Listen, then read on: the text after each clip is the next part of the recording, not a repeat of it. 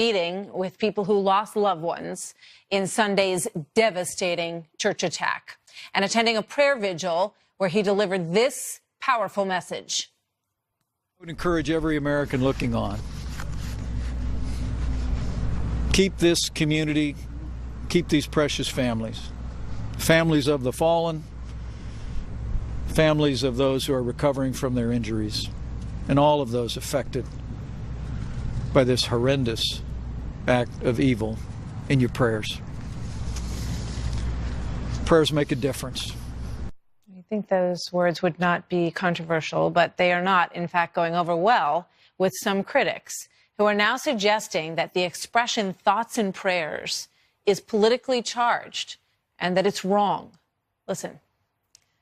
We see a pattern in elected officials saying we need to send our thoughts and prayers to the families, to the victims, but then not proposing any action. Thoughts and prayers, thoughts and prayers, thoughts and prayers. Thoughts and prayers didn't stop a troubled person from buying assault-grade weapons. Thoughts and prayers are not going to stop the next mass shooting. Joining me now, Ben Shapiro, editor-in-chief of DailyWire.com.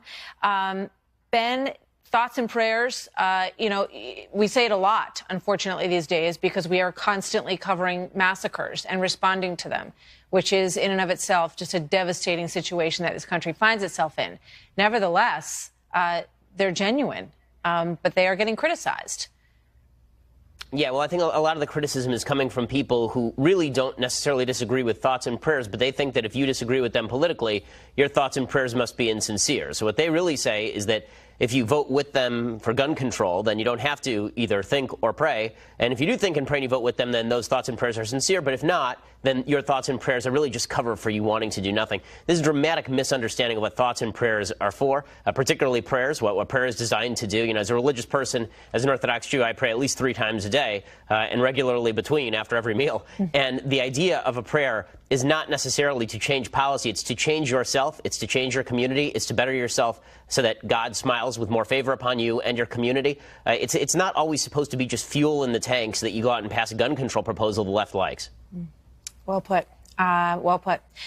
We're looking at a situation in another part of this story, and we have covered many of these where there are incidents that occur on campuses and communities where there's a racial or hate incident, crime, have you will, where it turns out that that's not exactly what happened. And we instantly sort of jump the gun and assume that it is what it appears to be. One was at an Air Force Academy where someone scribbled something on message boards, and they were given a severe talking to by the lieutenant general there, who said, if you're outraged by these kinds of words, then you're in the right place, and gave everyone a serious talking to over the matter, which would make sense if it turned out that that were true. However, that wasn't what happened at all. What's going on here? Well, I mean, in a lot of these cases, what seems to happen is that the first headline that comes out is an allegation is made of something terribly racist happening at a college. And it usually is at a college and an academy because those are institutions where the administration is particularly sensitive, given all the civil rights laws that apply to public universities, particularly that they have to respond right away and they have to sound off right away and they have to give credence to the allegations right away. Now, listen, we should take allegations seriously, but we have seen a lot of cases now. It's not a small number of cases. We've seen a lot of cases where people make allegations of a racist slogan that's been drawn or a racist object that's been put out in public view, and it turns out that it was put there by somebody who actually promulgated the story, or it turns out that it had nothing to do with racism in the first place. This is why it's necessary in all of these cases that we actually wait for the evidence to come out before we start condemning universities as racist or all college students as racist. We're living in a really, really delicate time where every allegation, no one wants to be seen as taking these things non-seriously. No one wants to be frivolous about this stuff, but that sort of leads to the opposite problem in many cases where we don't even wait for the evidence to come out before jumping on it with both feet. Yeah, well put. And, the problem is that this part of the story never gets covered. When it turns out that the, Muslim-garbed teenager on the subway was actually not attacked by anybody, the only thing that ever gets attention is the first part of the story, and it just feeds into this beast that is so problematic, as you point out. Ben, we got to leave it there. Thank you very much. Always good to see you. Thanks for coming on. So coming up next, a big win for religious freedom at the... Welcome back. If your first reaction to the terror attack in New York City is accusing people of Islamophobia, if they call the attack radical Islamist terrorism, that's just stupid. I'm Liz Wheeler, and this is my final point. There are three fallacies being perpetuated by the left about the terror attack in Manhattan. Number one, that terrorism doesn't have a religion, and this attack had nothing to do with Islam. Number two, that President Trump is politicizing this attack after he said he wouldn't politicize the Las Vegas shooting, and that's probably because the Las Vegas shooter was a white man and the Manhattan terrorist has a beard. Number three, gun control works, the left tells us, and that's why Sayfullo Saipov was only able to kill 8 people instead of 58 people. Wrong, wrong, and yes, all three are wrong. I know thinking is hard, but sometimes you people on the left gotta at least try. I'm now going to show you why each of these arguments is false. Okay, number one, terrorism doesn't have a religion. Well, this is what we know about the attack. The attacker yelled Allahu Akbar as he waged his attack. He drove a rented truck and rammed into people, using textbook tactics as detailed by ISIS on their social media accounts and in their magazine. The attacker left ISIS paraphernalia and a note pledging allegiance to ISIS in the truck. The attacker is bragging about the attack in the hospital right now. He was known to authorities and was in fact interviewed by authorities in 2015 for being a point of contact for 2 individuals on counter-terror watch lists. He killed 8 people. All right, now what does this information tell us? Every Muslim who says Allahu Akbar isn't a terrorist, duh.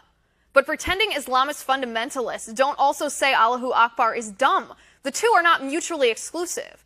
To quote Kevin Williamson, context matters. The context here is this terrorist yelled Allahu Akbar as he killed people with a truck in the name of ISIS. If you ignore the fact that Islamist terrorists' interpretation of Islam, however warped that interpretation may be, fuels their desire to kill us, you leave other people at risk. Number two, President Trump is politicizing this attack, the left claims, after he said he wouldn't politicize the Las Vegas shooting, and that's probably because the Las Vegas shooter was a white man and the Manhattan terrorist has a beard. It's like liberals didn't even put an effort into this one. I'll do it for them. After the Las Vegas shooting, liberals wanted to ban guns. Trump is not trying to ban trucks after this attack because the weapons do not commit the crime. The truck was not the problem here. The ideology and the terrorist are the problem. This terrorist is not a U.S. citizen. We don't have to allow people who harbor sympathies to terrorist ideologies to come into our nation. That puts our families in danger. Banning bump stocks after Las Vegas was just a way for Democrats to push their gun control agenda on the wave of emotion people felt after our fellow Americans were killed. But no gun control measure would have prevented the Las Vegas attack from happening. That's why that was political. Ramping up our vetting process for who we allow into our country might have prevented a terrorist like Sayfullo Saipov from ever coming here in the first place, and therefore might have prevented a tragic attack like this one. See the difference? Number three, gun control works, the left tells us, and that's why Sayfullo Saipov was only able to kill 8 people instead of 58 people. What stopped Sayfullo Saipov? That's right, a gun stopped him. Imagine if the people of New York City were allowed to arm themselves, to defend themselves. This attack might have been stopped even earlier. Banning guns doesn't prevent terrorists from killing us, but it does prevent Americans from being able to kill terrorists. And nothing about any of this is Islamophobic. And that's my final point. You can reach me on Twitter at Liz_Wheeler. If you liked the show, please send me an email at oann.com/contact. In the meantime, catch us here tomorrow at 9 p.m. Eastern. And until then, have a good night.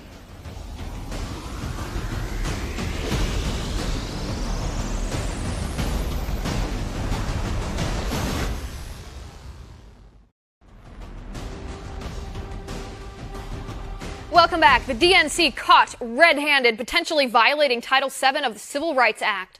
That's right. The party who claims to stand with the oppressed could now be pressed with charges of discrimination. I'm Liz Wheeler, and this is my final point. The Daily Wire broke this story this week with an image, a shocking image, of an internal email in which DNC hiring managers specifically say they won't hire gay black men.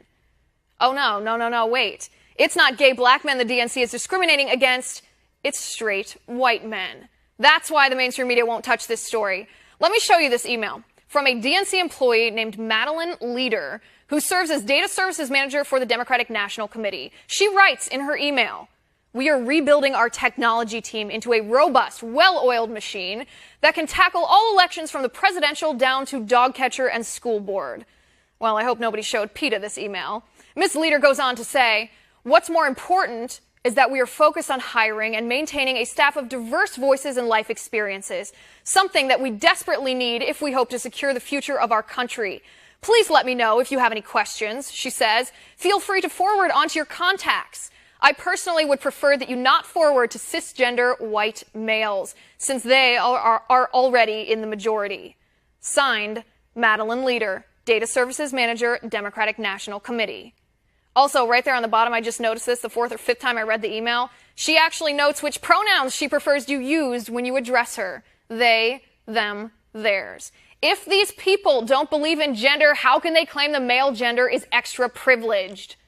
So this story got enough traction online yesterday from people in conservative media outlets like my show. We covered the story yesterday, that the DNC was forced to issue a statement. This is credit to Elliot Hamilton over at the Daily Wire. He broke this story. He's still pushing the DNC for a real response, not the dumb cop-out statement they released. This is what the DNC said.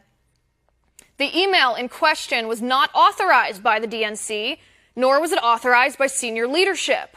All hiring decisions at the DNC are made consistent with the DNC's commitment to equal employment opportunity and hiring an inclusive and talented staff that reflects the coalition of the Democratic Party, because our diversity is our greatest strength.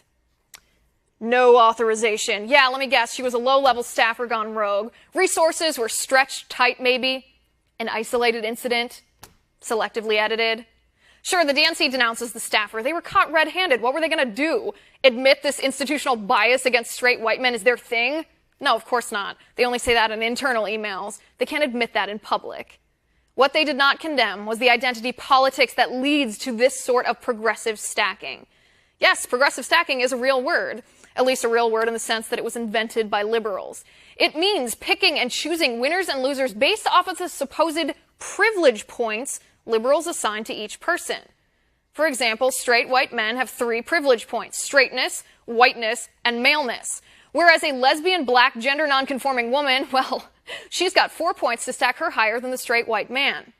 So the DNC condemned the staffer for unauthorized behavior. But until they denounce the identity politics they peddle that leads to this discrimination against people for characteristics people are born with, like gender and skin color, their apology is as worthless as they believe cisgender white males to be. And that is my final point. You can reach me on Twitter at Liz_Wheeler. If you liked the show, please send me an email at oann.com/contact. In the meantime, catch us here tomorrow at 9 p.m. Eastern. And until then, have a good night.